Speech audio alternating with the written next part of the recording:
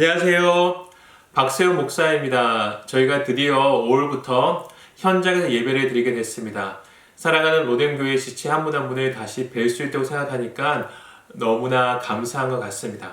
그러나 아직 코로나의 위험이 남아있기 때문에 저희 임원 목자 훈련은 당분간 이렇게 영상을 통해 하도록 하겠습니다.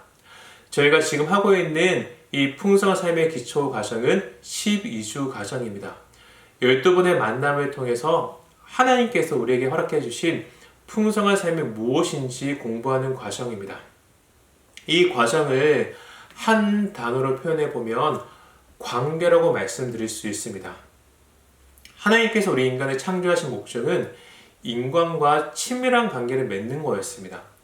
하나님은 우리 인간이 하나님과 친밀한 관계를 맺고 하나님께서 창조하신 피조세계를 하나님의 뜻대로 보존하길 원했습니다.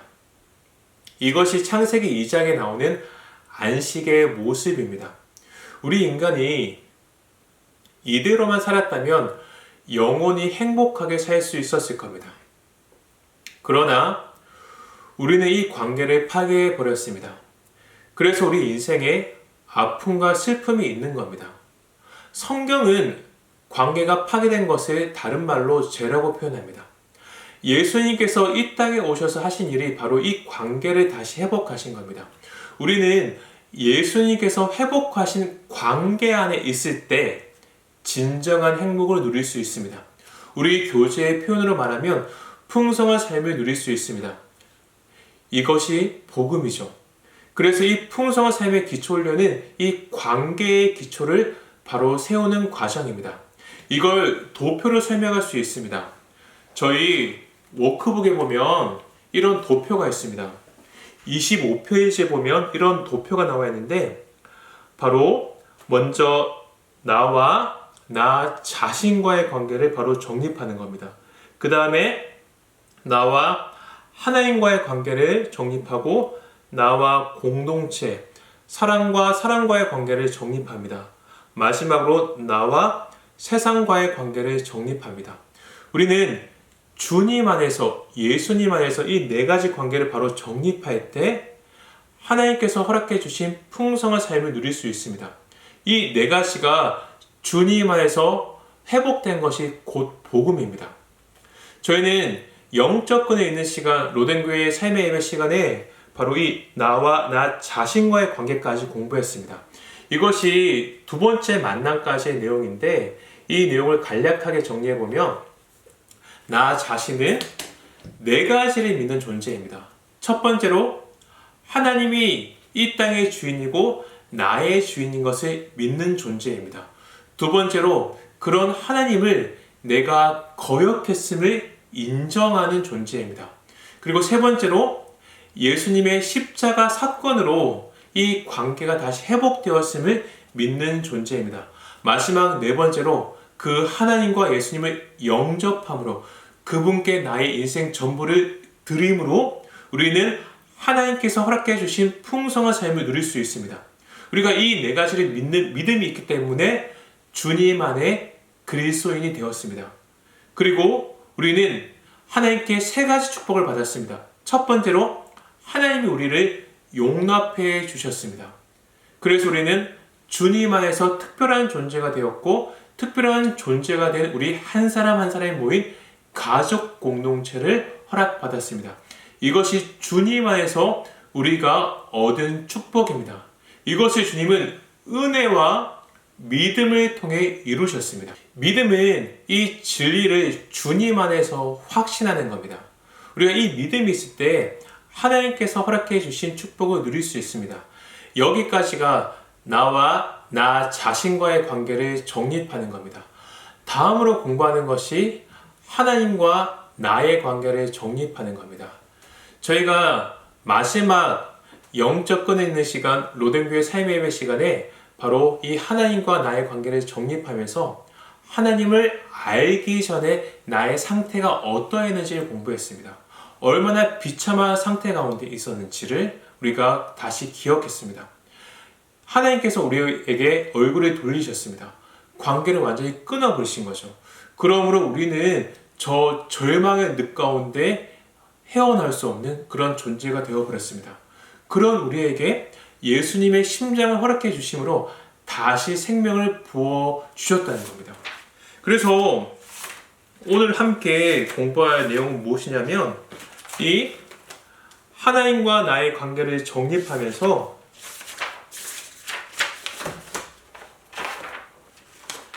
그리스도 안에서 얻은 하나님과의 새로운 관계가 어떤 것인지를 공부하는 겁니다. 이것이 이 워크북 58페이지에 있습니다. 그럼 저희가 다 교재가 있으니까요. 문제를 풀어가면서 함께 보도록 하겠습니다. 다시 한번 말씀드리지만 워크북 58페이지입니다. 제목이 그리스도 안에서 얻은 하나님과의 새로운 관계이죠. 밑에 있는 글을 한번 제가 읽어보겠습니다. 원수 관계였다가 화해하는 것이 얼마나 큰 기쁨인지 모릅니다. 서로 사랑하던 사람들이 관계가 틀어졌다가 다시 화해하는 경우를 보셨습니까? 부부 관계가 완전히 깨져서 이혼 직전까지 갔다가 두 사람이 점점 더 자신의 한계를 인정하고 서로 이해하고 화해하는 모습은 너무나 아름답습니다. 하나님과 우리의 화해 과정을 통해 그보다 더 아름다운 모습을 확인해 보겠습니다. 제가 앞서 풍성한 삶의 기초를 한 단어로 표현하면 관계라고 말씀드렸습니다. 이 관계라는 단어에 집중해서 이 문제를 한 번씩 풀어보도록 하겠습니다. 첫 번째 문제입니다. 우리가 예수님을 영접하여 그리스도 안에 있게 된 다음 우리와 하나님의 관계는 어떻게 변했습니까? 로마서 5장 10절에서 11절 말씀인데 오른쪽에 개역개정 성경으로 기록해 놨습니다. 제가 읽어드릴게요. 곧 우리가 원수 되었을 때 그의 아들의 죽으심으로 말미암아 하나님과 화목하게 되었은즉 화목하게 된 자로서는 더욱 그의 살아나심으로 말미암아 구원을 받을 것이니라. 그뿐 아니라 이제 우리로 화목하게 하신 우리 주 예수 그리스도로 말미암아 하나님 안에서 또한 즐거워하느니라. 아멘. 말씀에 보면 하나님과 화목하게 되었은즉 이야기하고 있습니다. 하나님과 우리의 관계가 화목하게 되었다는 겁니다. 제가 계속 말씀드리지만 풍성한 삶의 기초를 한 단어로 표현하면 관계라고 말씀드릴 수 있습니다. 결국 인간의 행복은 관계에서 오기 마련이라는 겁니다. 우리 사람과 사람과의 관계도 보면 우리가 잘 먹고 또한 경제적으로 풍요로울 때 행복하기보다는 관계가 좋을 때 행복합니다. 아무리 돈이 많아도 아무리 내가 풍족하게 먹고 마시고 내 욕구 다 채워도 사람과의 관계가 힘들면 힘든 것이 우리 인간입니다.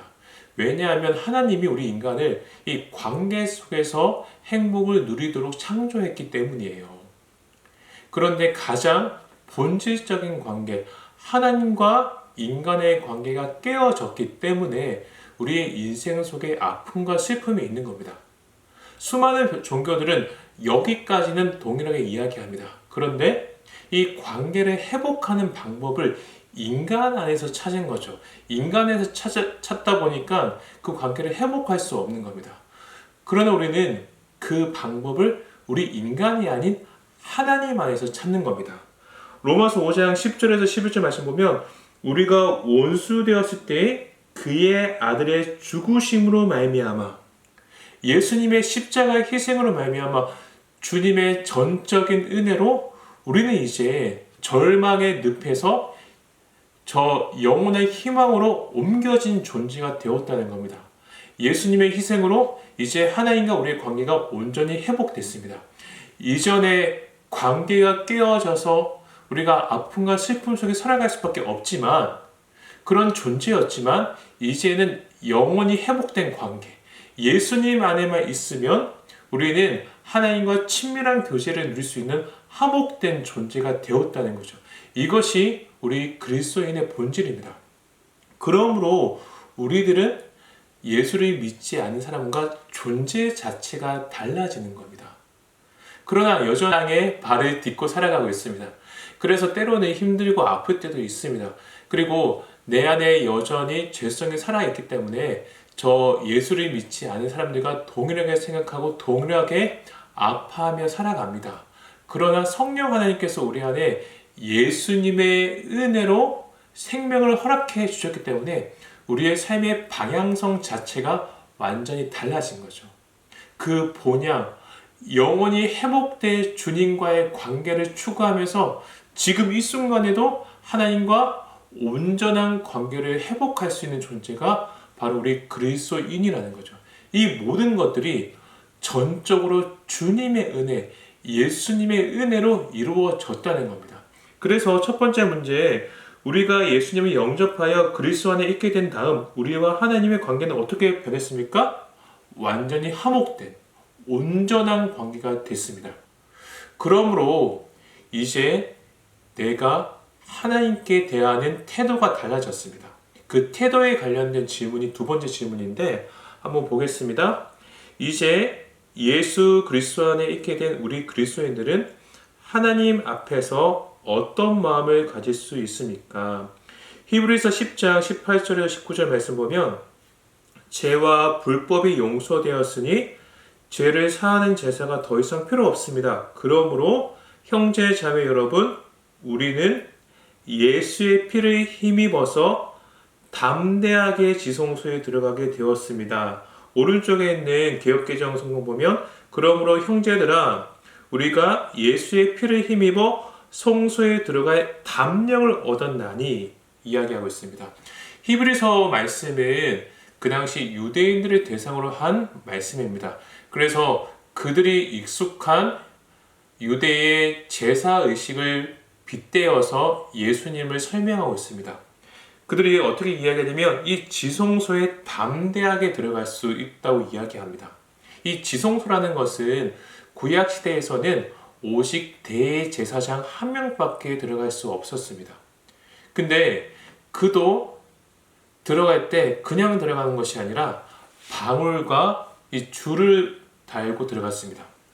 왜냐하면 그가 그 지성소 안에서 만약에 자신의 마음을 정결하게 하지 않고 들어간다면, 죄를 가지고 있는 상태에서 들어간다면 하나님의 거룩하심을 그가 견딜 수 없기 때문에 즉사할 수밖에 없었습니다.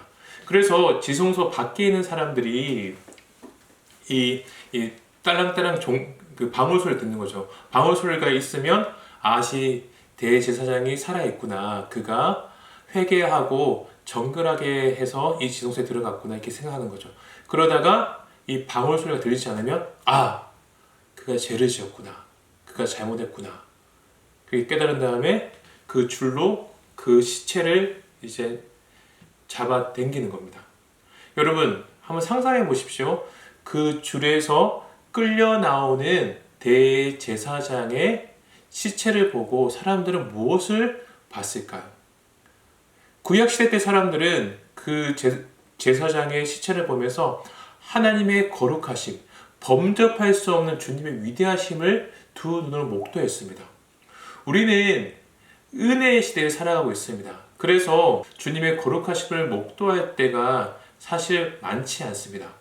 우리가 교회에서 예배드릴 때 회개하지 않았다고 해서, 혹은 내가 정결하지 않았다고 해서 바로 하나님이 나를 즉사시키지 않습니다. 그러나 여러분, 하나님의 거룩하심은 구약에서나 신약에서나 다르지 않습니다. 똑같습니다.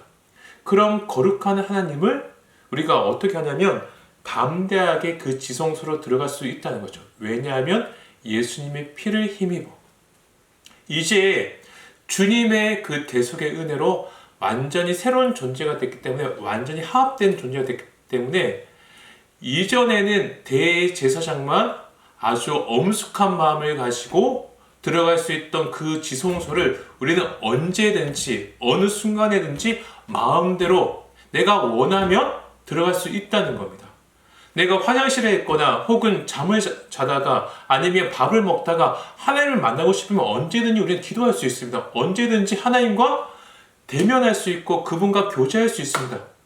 담대하게 그렇게 나아갈 수 있는 존재가 되었다는 거죠. 요한일서 4장 18절에 보면 사랑에는 두려움이 없습니다. 완전한 사랑은 두려움을 내쫓습니다. 이제 더 이상 우리는 주님 앞에 두려움이 없습니다. 나의 존재를 돌아보면 두려움을 가질 수밖에 없죠.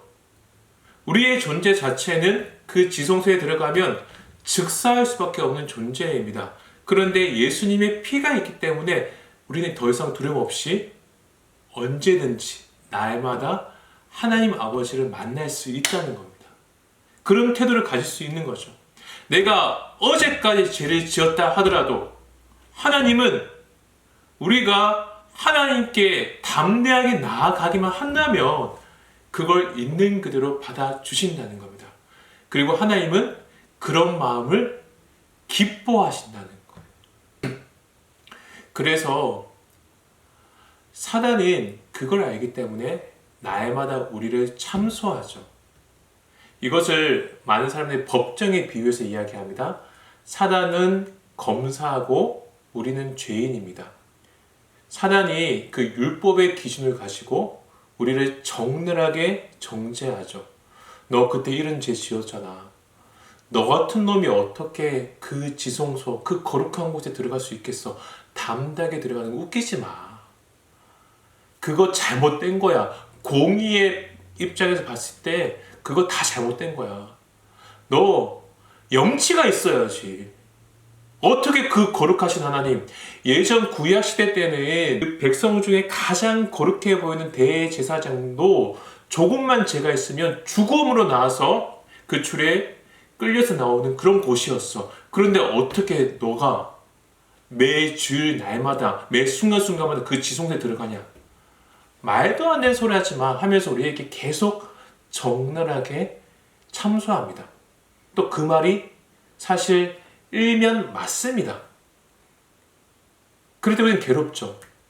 그러나 여러분, 승률 100%의 아주 탁월한 변호사가 있습니다.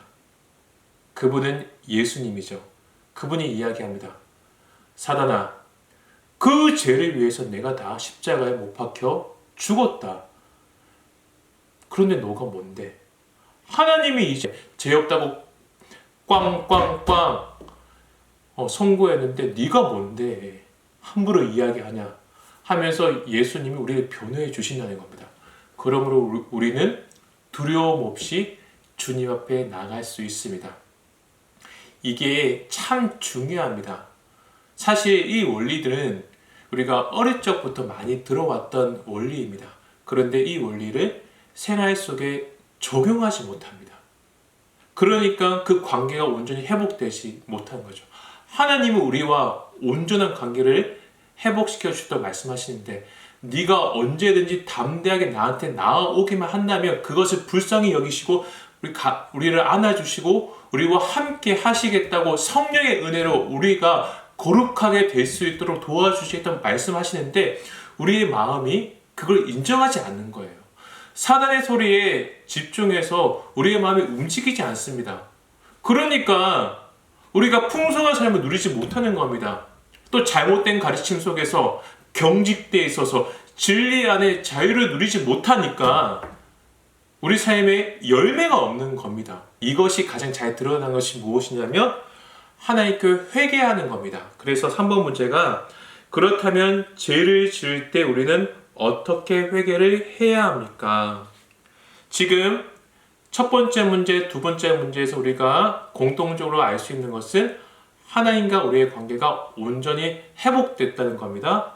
그리고 우리는 언제든지 주님의 지성소에 담대하게 나아갈 수 있다는 겁니다. 그 근거는 우리의 공의와 우리의 능력이 아니라 예수 그리스도의 피, 그분의 희생 때문입니다. 이것을 회개에 동일하게 적용해 본다면 우리가 얼마나 큰 죄를 지었냐, 그것을 다 고백했느냐가 하나님께 용서받는 기준이 아니라는 거죠. 우리의 죄는 이미 용서받았습니다. 우리는 이미 지성소에 담대하게 들어갈 수 있는 존재가 되었습니다. 그런데 우리는 회개를 할 때 은연중에 내가 죄를 다 고백해야지 하나님이 용서해 주실 거라고 생각하면서 회개를 고백합니다. 그래서 어떻게 회개하냐면 하나님 아버지 이런 죄도 지었습니다. 용서해 주십시오. 저런 죄도 지었습니다. 용서해 주십시오. 그리고 지금 제가 생각나지 않는 죄까지 회개합니다. 용서해 주십시오. 라고 기도합니다. 그래야지 마음이 편하거든요. 근데 그렇지 않다는 겁니다. 회개는 어떤 의미냐면 내가 지금까지 지은 모든 죄, 과거, 현재, 미래 지은 모든 죄들을 하나님이 단번에 다 용서해 주셨기 때문에 그것을 기억하고 내가 하나님의 뜻대로 살겠다고 다짐하는 겁니다. 이걸 이렇게 생각하면 좋을 것 같습니다. 제게 사랑하는 딸 유은이가 있습니다. 근데 이 유은이가 항상 제 마음에 드는 것은 아닙니다. 때로는 자기 고집을 피울 때도 있고 또한 말을 안 들을 때가 있습니다. 그렇다고 해서 유은이와 저의 관계는 끊어지지 않습니다. 아버지와 딸의 관계는 영원합니다. 그러나 유은이는 아버지의 말을 잘 들어야 되고 그 말에 순종해야 합니다. 아버지의 딸답게 살아야 되는 의무가 있습니다. 그래서 아버지가 훈계할 때도 있죠. 그 말을 듣고 삶을 돌이켜야 됩니다. 마찬가지로 하나님과 우리의 관계는 이미 화목하게 되었죠. 모든 죄는 다 용서받았습니다. 그러나 우리 또한 하나님께 때로는 잘못할 때도 있고 주님의 뜻대로 살지 않을 때가 있습니다. 그때마다 다시 하나님의 자녀답게 살겠다고 나의 삶을 다짐하고 돌이켜야 하는 거죠. 이것이 바로 회개라는 겁니다. 그러면 4번 문제 한번 보겠습니다. 시편 기자는 시편 131편 2절에서 하나님과 화해한 그리스도인의 영적 상태를 어떻게 표현하고 있습니까? 시편 131편 2절 말씀입니다. 실로 내가 내 영혼으로 고요하고 평온하게 하기를 젖된 아이가 그의 어머니 품에 있음 같이 하였나니 내 영혼이 젖된 아이와 같도다. 아멘. 이것은 다윗의 고백인데 예수님 안에서 온전히 회복된 나의 모습을 이 젖된 아이에 비유했습니다. 젖된 아이, 이것이 어떤 의미일까요? 많은 아이들이 배가 고플 때 웁니다. 그런데 많은 전문가들이 그때의 고통이 마치 죽을 위기에 있는 사람의 고통과 같다고 합니다. 불안한 거죠. 왜냐하면 저 사람이 나에게 음식을 줄까 아니면 주지 않을까 본능적으로 의심한다는 겁니다. 그러다가 시간이 지나면서 어머니가 배고플 때마다 젖을 공급해 줍니다. 음식을 주고 자신의 욕구를 온전히 채워줍니다. 그러면서 젖을 뗄 때까지 어머니와 아이는 애착 관계가 형성됩니다. 아, 저 사람이 나에게 젖을 주는 사람이구나. 내가 배고플 때 나에게 이 배고픔을 채워주고 내가 두려울 때 나를 안아주고 나와 함께하는 그런 분이구나 라는 애착 관계가 형성된다는 거죠. 그때가 젖을 뗐을 때의 모습입니다. 그 젖된 아이가 어머니와 충분한 애착 관계가 형성된 아이가 어머니의 품 안에 있을 때의 모습, 그 상태를 마치 지금 그리스도 안에 있는 우리의 상태라고 다윗은 비유하고 있는 겁니다. 그러므로 주님 안에 하는 회개는 두려움과 불안함이 아닙니다. 우리는 죄악 속에서도 주님의 사랑을 누릴 수 있는 것이고 죄악 속에서도 주님의 은혜를 누릴 수 있는 겁니다. 모든 근거는 주님의 은혜고 사랑이라는 겁니다.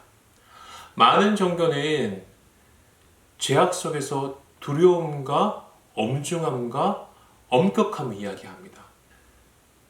우리 안에는 주님의 사랑과 은혜가 넘쳐 흐른다는 겁니다. 참 이것이 큰 은혜를 우리에게 주는 것 같습니다.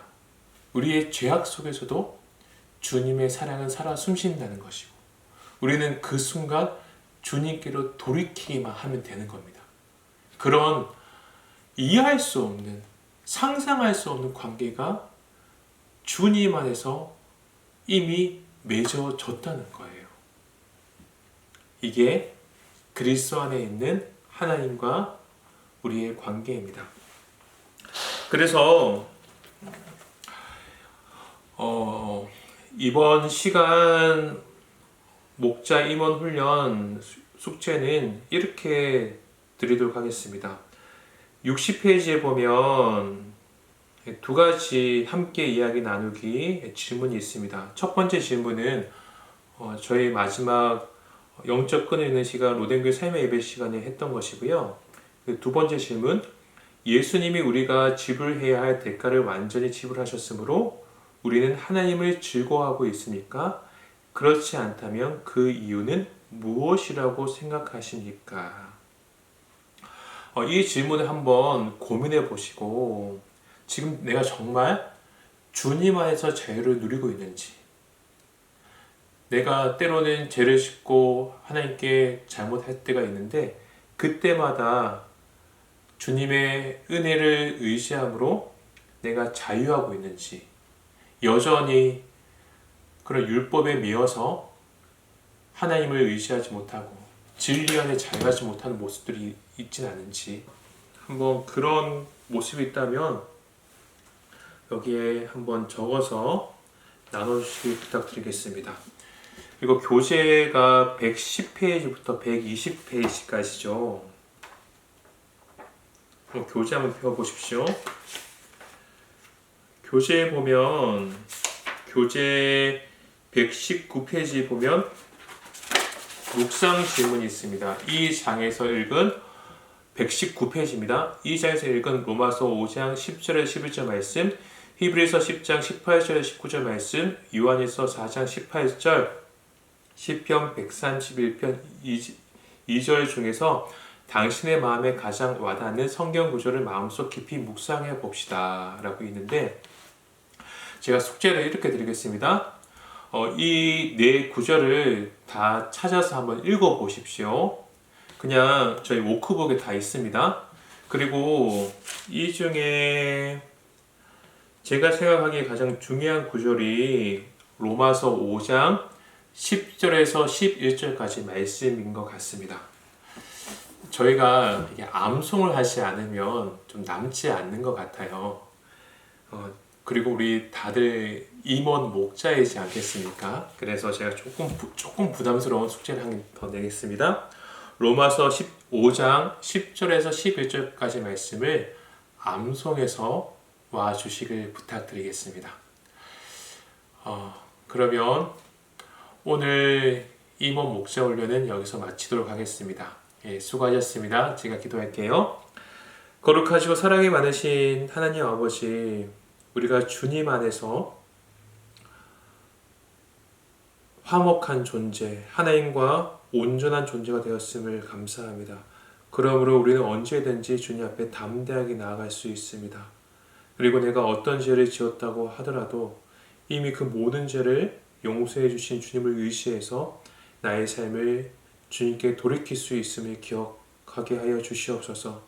그 주님을 바라보며 젖된 아이가 어머니의 품 안에 있는 것처럼 주님 안에서 온전하고 안전하고 행복한 삶을 살아갈 수 있는 저희 모두가 되게 해주시옵소서.